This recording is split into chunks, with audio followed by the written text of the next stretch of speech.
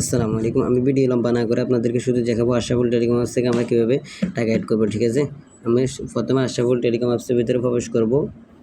আর আমাদের সামনে এরকম একটা লোডিং হবে। লোডিং হওয়ার পরে এটা চলে আসবে। আমরা এখানে যেয়ে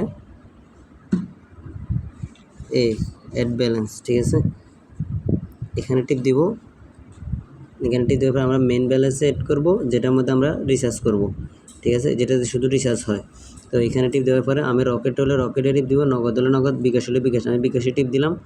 বিকাশ টিপ দেওয়ার পরে কত আমি 1000 টাকা অ্যাড করবো। 1000 টাকা এখানে লিখবো, নেক্সটে ক্লিক করব। এরপরে আমার সামনে দেখেন এরকম এখানে একটা নাম্বার চলে আসছে, কপি। এখানে টিপ দিয়ে নাম্বারটা কপি করব। ঠিক আছে, তারপর আমি বিকাশে চলে যাব। বিকাশ অ্যাপসে প্রবেশ করব।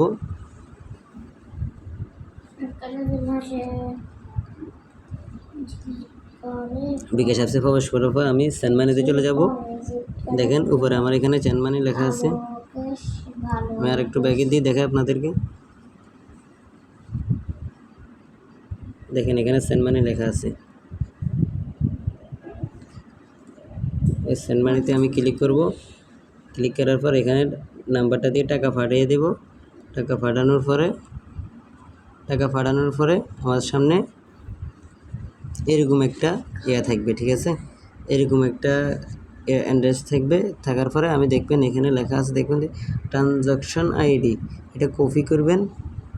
এটা কপি করার পরে আপনি এখানে আসবেন। এখানে আসে এটা টেস্ট করে দিবেন। টেস্ট করে দেখেন এখানে কিওয়ার্ডটা বসে গেছে। তারপর নেক্সটে ভেরিফিকেশনে সাথ দিবেন। দিলে পরে সাথে সাথে আপনার টাকাটা অ্যাড হয়ে যাবে। ঠিক আছে, আমি এটা টাকা ফাটাই না বা টাকা অ্যাড করি না, এই কারণে আমার সামনে এটা আসছে। আপনারা যারা আশরাফুল টেলিকম আসছে এইভাবে করে ডাইভ হিট করলে কম দামে অফার হিট করতে চাইলে ডাইভে টাকা অ্যাড করবেন। প্রত্যেকটা টাকা এইভাবে অ্যাড করে নেবেন। ঠিক আছে, তো ধন্যবাদ, আজকে এই পর্যন্ত।